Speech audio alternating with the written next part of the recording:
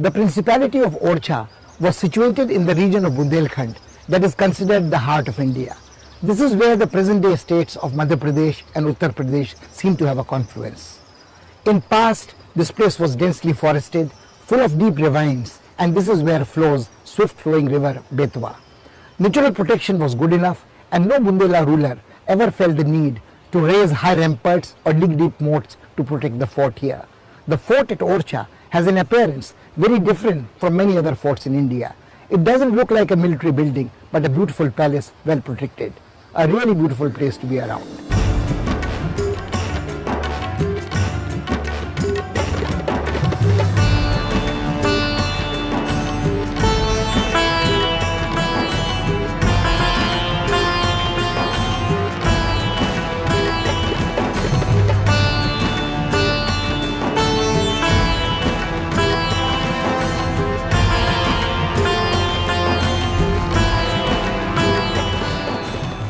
The Orchha Fort on the banks of the river Betwa in Madhya Pradesh is at a distance of 25 kilometers from Jhansi.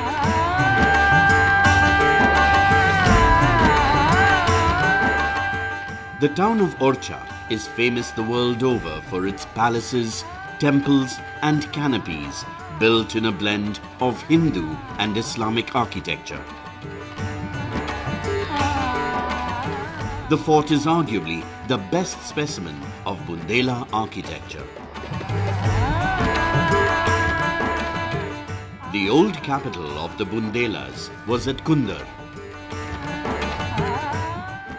King Rudra Pratap appreciated the strategic significance of Orchha and had started work on this fort but couldn't complete it. His son Bhartichand accomplished the task and transferred the capital from Kundar to Orchha. Many other famous names are associated with this fort. Among them are Madhukar Shah, a contemporary of Akbar the Great, and Veer Singh Deo, who was befriended by Jahangir.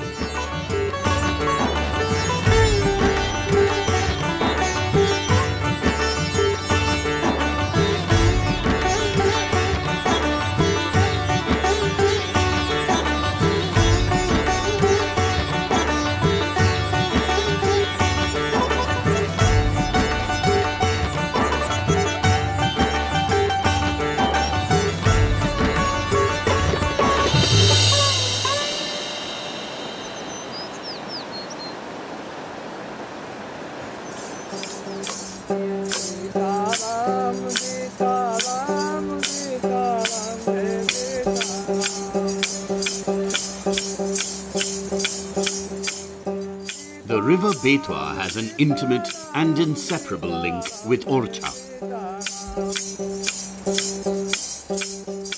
The stream is considered sacred and worshipped in Bundelkhand. A dip in its water is believed to be holy and it is praised in folk songs. The same river serves as a moat for the fort. महाकवि केशवदास ने बहुत अच्छी पंक्तियां लिखी हैं। तुंगा रैन प्रसिद्ध है नीर भरे भरपूर और बेतरवती पातक हरे पातक हरत जरे।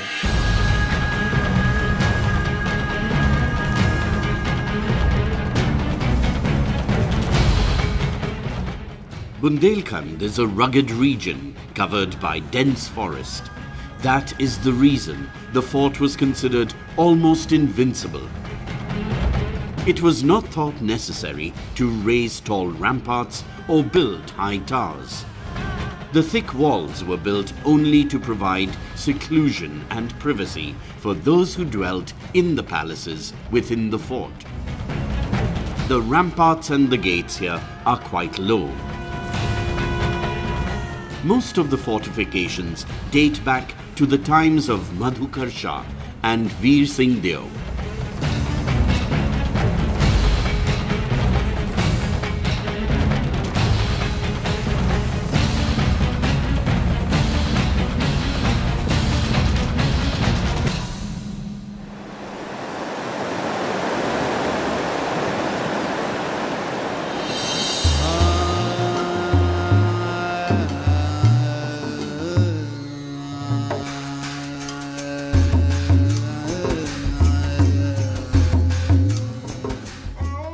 Chatrabhuj temple stands right in the middle of the town. It is not built in the style of traditional Hindu temples.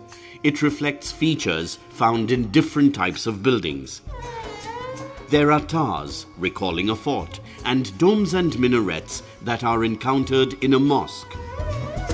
Legend has it that this was begun by Madhukar Shah and was completed by Veer Singh, who entrusted the job to a Muslim master builder.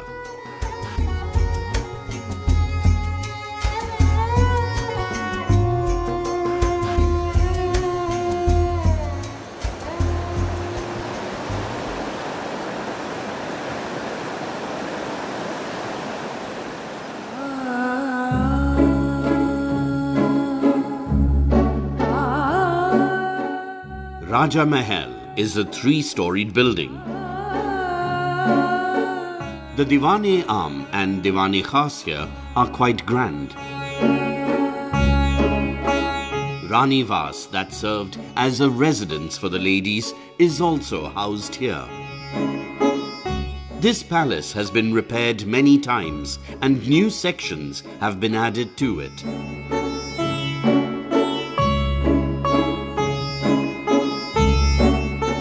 You actually have a boom in the construction of the forts, the enlargement of the forts, the kind of construction of the palaces, and generally the patronage of all of the arts at a time when the rulers have become Mughal mansabdars.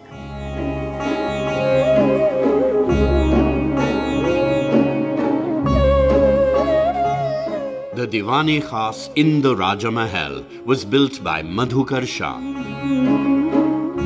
Not only was Madhukar Shah a high-ranking mansabdar in Akbar's court, but he was also a connoisseur of art, literature and music.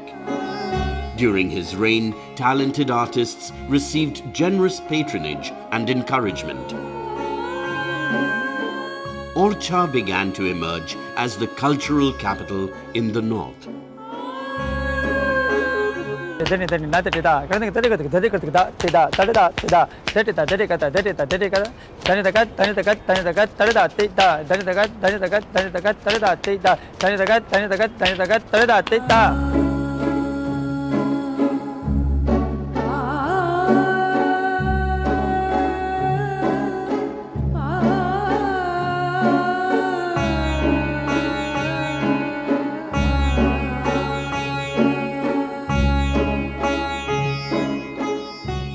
The interior of the Raja Mahal has many spacious courtyards decorated with beautiful pillars.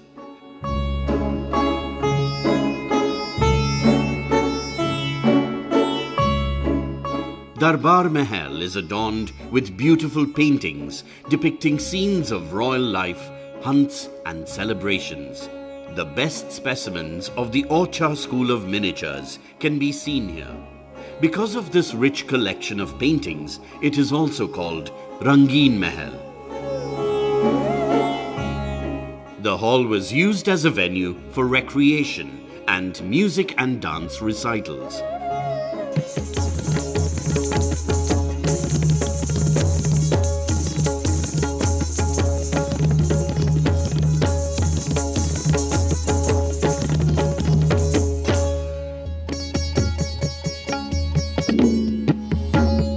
Most of the paintings in the bedroom of the ruler of Orchha create a romantic mood. The dalliance of lovers is juxtaposed with depiction of celestial love between Radha and Krishna. The Mughal court's influence is quite clear in these works.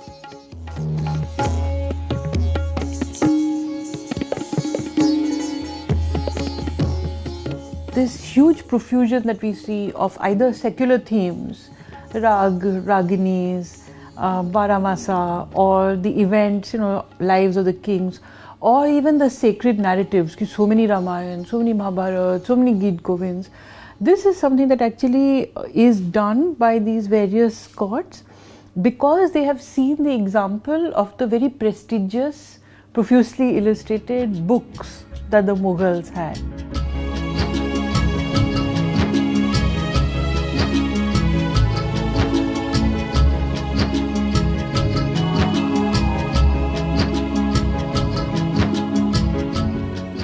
Diwani Arm is the main complex in this palace.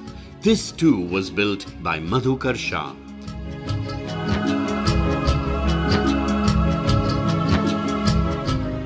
This was where the rulers of Orchha gave audience to their subjects and participated in festivities and celebrations.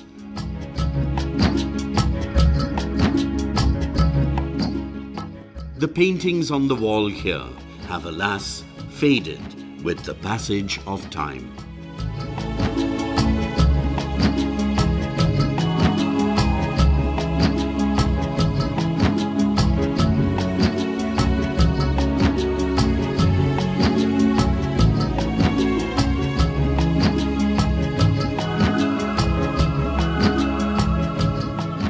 Most of the rulers of Orchha were far-sighted.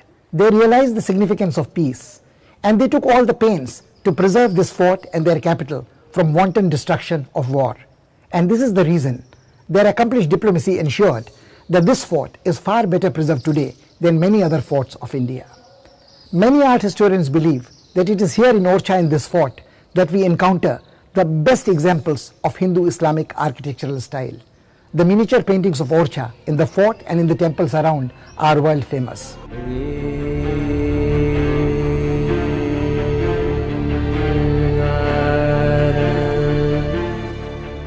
Orchha paintings are considered to be a separate school of Indian miniatures. All the colors used were made with natural sources, flowers and plants. These paintings belong to the Mughal period, but are quite distinct from the Mughal style.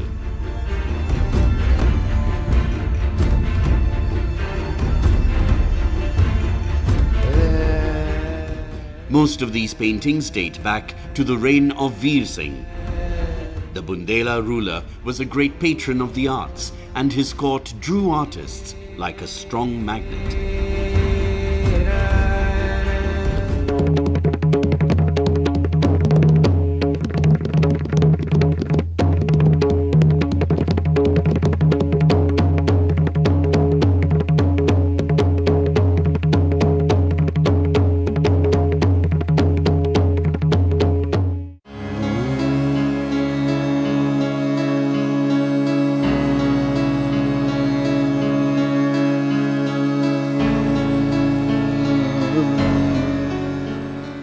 The Lakshmi Narayan temple was built by Veer Singh. It resembles a fort much more than it does a temple.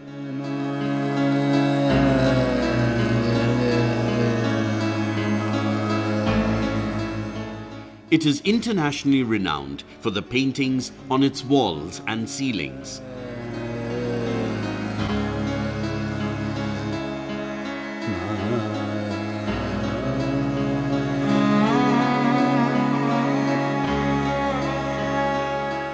Besides images of gods and goddesses, scenes from Hindu myths and legends too are painted. The idea was not merely to entertain, but to also inspire. You will find that when a painting has to be designed to be put on a wall in an area of public access to the ruler, there is a lot of thought done in order to plan what kind of paintings, what kind of themes will be depicted in these kind of areas. And there is often a very strong symbolic component about allegories about the king or about the nature of kingship, the king's justice or his magnificence, which asks for certain kinds of paintings to be chosen to be depicted so that they create a kind of a frame for the figure of the king himself.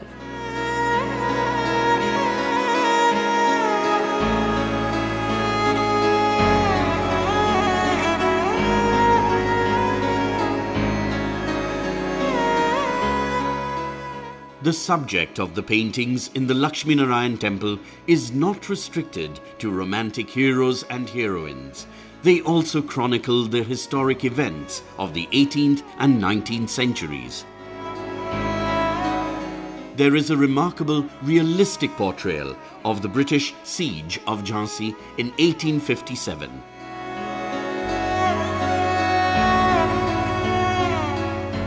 The Dashavatar series is also very impressive.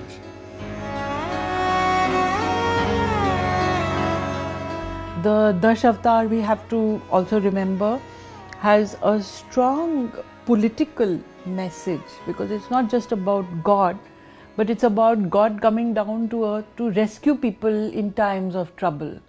And therefore the analogy between the acts of God as protectors of the people and the acts of these kings as protectors of the people is something that is commonly made.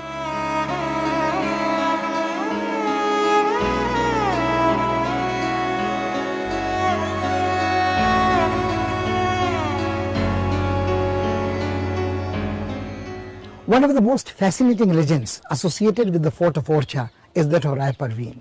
Rai Parveen was an extremely beautiful woman, a talented poetess and a dancer of great genius. She was the favorite disciple of the Hindi poet Keshav Das, who has composed Rasika Priya. Her fame reached the Mughal court and Akbar sent for her. Rai Parveen did not want to leave her beloved Orchha, but it was impossible to disobey the Mughal emperor. She ended up in the Mughal court but wrote some very moving lines to Akbar. She wrote, "Your Excellency, Your Highness, there are three kinds of people who live on leftovers of others: crows, dogs and beggars. Why does the mighty emperor like you want to reduce himself to this category?" Akbar was full of remorse. He realized his mistake. He accepted Rai Parveen as his sister, lavished expensive gifts on her and sent her back to Orchha with full honors. This relationship was maintained throughout his life. We are reminded of this legend as we look at the palace called Rai Parveen Mahal.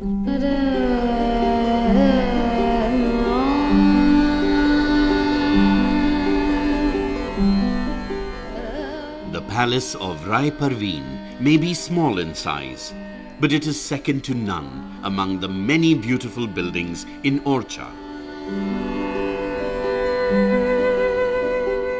Most of it is in the form of an open pavilion, and the space was used for musical soirees and intimate literary gatherings.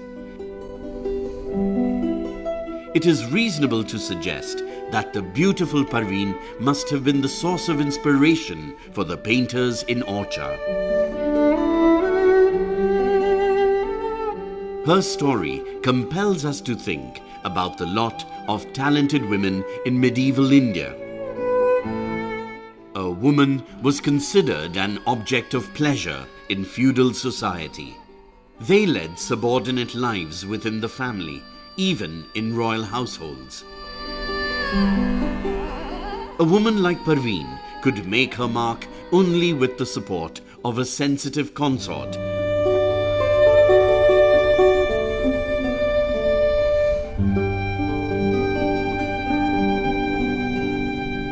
One of the major attractions of the fort at Orchha is a building called Jahangir Mahal. It is believed when the Mughal Emperor Jahangir was not yet called Jahangir, was Prince Salim, and had raised the banner of revolt against his mighty father Akbar, he was beset with very many difficulties. It was in the moments of distress that the Bundela ruler Veer Singh Judev afforded him protection, gave him generous help. And when Salim became Emperor Jahangir, he never forgot this debt. He honored his Bundela friend very gratefully and allowed him to play a role in the history of India quite disproportionate for the size of the state of Orchha and its natural resources. Orchha could enjoy long periods of peace and prosperity and flourish. It is this friendship that Jahangir Mahal commemorates, built by Veer Singh Bundela for the Mughal Emperor.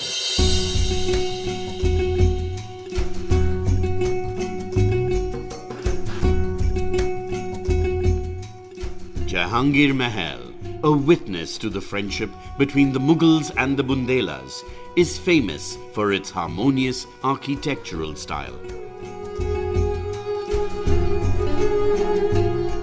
While building it, Veer Singh didn't forget the local vernacular style of Bundelkhand. Domes and arches were added following the Mughal fashion.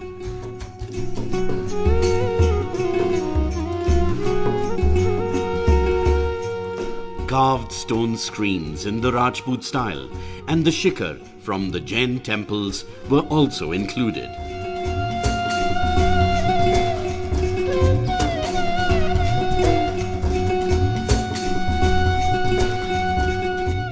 Although there is a great diversity of influences here, nothing jars the senses or appears in bad taste. In fact, the different elements seem to complement each other.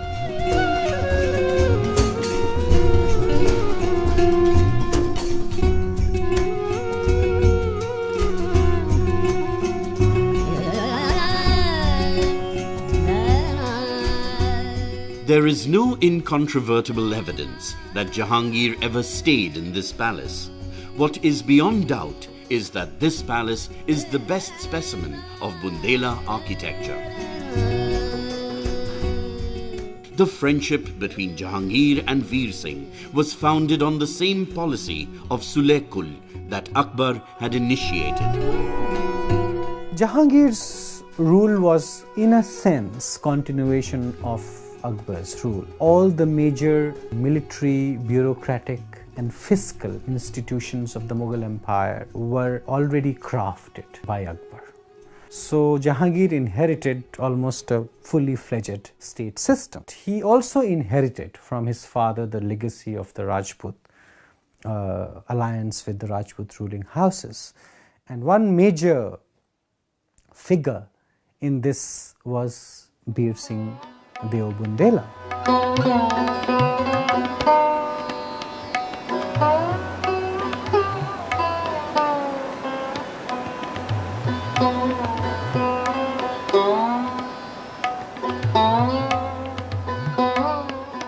The Chhatris or canopied cenotaphs of Orchha are outstanding examples of Bundela architecture.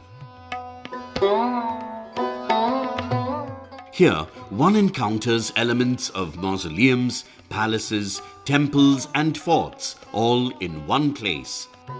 The last rites of the rulers of Orchha and the members of the royal family were performed on the banks of the Betwa river, and the Chhatris are built here to mark the spot of their cremation. The characteristic feature of Bundela palaces are domes and the Chhatris that bear triangular shikhars as their mark of identity.